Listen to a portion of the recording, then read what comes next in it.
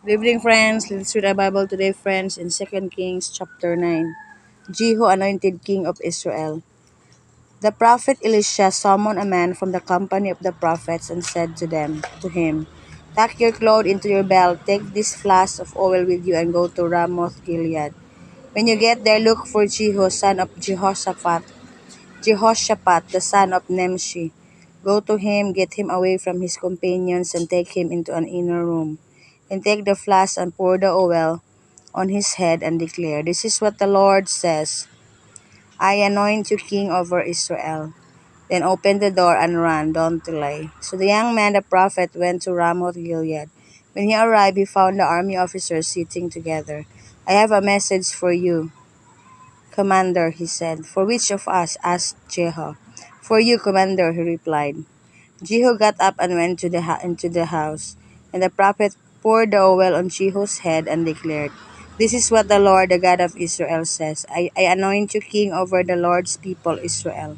You are to destroy the house of Ahab your master.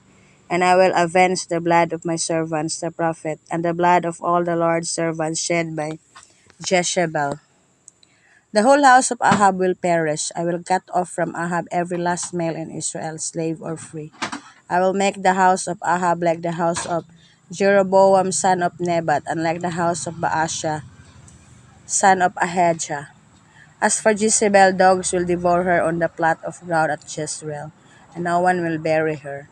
And he opened the door and ran. When Jehu went out to his fellow officers, one of them asked him, Is everything all right? Why did this madman come to you? You know the man and the sort of things he says, Jehu replied. That's not true, they said. Tell us. Jehu said, Here is what he told me. This is what the Lord says. I anoint you king over Israel. They hurried and took their cloaks and spread them under him on the bare steps. Then they blew the trumpet and shouted, Jehu is king. Jehu kills Joram and Ahaziah. So Jehu, son of Jehoshaphat, the son of Nimshi, conspired against Joram. Now Joram and all Israel had been defending Ramoth Gilead against Hazael, king of Aram. But King Joram had returned to Jezreel to recover from the wounds the Arameans had inflicted on him in the battle with Hazael king of Aram. Jehu said, If this is the way you feel, don't let anyone slip out of the city to go and tell the news in Jezreel. Then he got into his chariot and rode to Jezreel, because Joram was resting there and Ahaziah king of Judah had gone down to see him. When the lookout standing on the tower Jezreel saw Jehu's troops approaching, he called, I see some troops coming. Get a horseman, Joram ordered. Send him to meet them and ask, Do you come in peace? The horseman rode off to meet Jehu and said, This is what the king says. Do you come in peace? What do you have to do with peace? Jehu replied, Fall in behind me.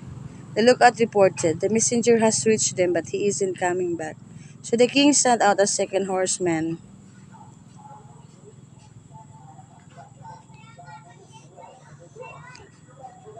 When he came to them, he said, This is what the king says. Do you come in peace? Jehu replied, What do you have to do with peace? Fall in behind me. The lookout reported, He has reached them, but he isn't coming back either. The driving is like that of Jehu son of Nimshi. He drives like a madman. Hitch up my chariot, Joram ordered. And it was hitched up. Joram king of Israel and Ahaziah king of Judah rode out, each in his own chariot to meet Jehu. They met him at a plot of ground that had belonged to Naboth the Jezreelite. When Joram saw Jehu, he asked, Have you come in peace, Jehu? How can there be peace? Jehu replied, as long as all the idolatry and witchcraft of your mother Jezebel abound. Joram turned about and fled, calling out to Ahaziah, Treachery, Ahaziah. Then Jehu drew his bow and shot Joram between the shoulders. The arrow pierced his heart and he slumped down in his chariot. Jehu said to Bedgar, his chariot officer, Pick him up and throw him on the field that belonged to Naboth the Jezreelite. Remember how you and I were riding together in chariots behind Ahab his father, when the Lord made this prophecy about him. Yesterday I saw the blood of Naboth and the blood of his sons, declares the Lord, and I will surely make you pay for it on this plot of ground, declares the Lord. Now then pick him up and throw him on that plot, in accordance with the word of the Lord. When Ahaziah king of Judah saw what had happened, he fled up the road to Beth Hagan. Jehu chased him, shouting, "Kill him too!" They wounded him in his chariot on the way up to Gor, near Ebleam. But he escaped to Megiddo and died there. His servants took him by chariot to Jerusalem and buried him with his fathers in his tomb in the city of David. In the 11th year of Joram, son of Ahab, Ahaziah had become king of Judah. Jezebel killed. Then Jehu went to Jezreel. When Jezebel heard about it, she painted her eyes, arranged her hair, and looked out of a window. As Jehu entered the gate, she asked, "Have you come in peace, Zimri, you murderer of your master?" He looked up at the window and called out, "Who is on my side? Who?"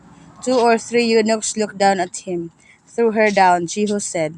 So they threw her down, and some of her blood spattered the wall and the horses as they trampled her underfoot. Jehu went in and ate and drank. "Take care of that cursed woman," he said, "and bury her, for she was a king's daughter." But when they went out to bury her, they found nothing except her skull, her feet, and her hands. They went back and told Jehu, who said, "This is what the Lord that he spoke through his servant Elijah the Tishbite. On the plot of ground at Jezreel's dogs will devour Jezebel's feet flesh. Jezebel's body will be like refuse on the ground in the plot at Jezreel, so that no one will be able to say, 'This is Jezebel.'" So yeah, guys, it was all about King Jehu. He was anointed with the Lord to be the king of Israel, and he followed the orders of the Lord to king all the evil kings and all the evil queen, so that the because they disobeyed the Lord, and um, they were being ungodly and didn't please the eyes of the Lord. So for us, guys, um,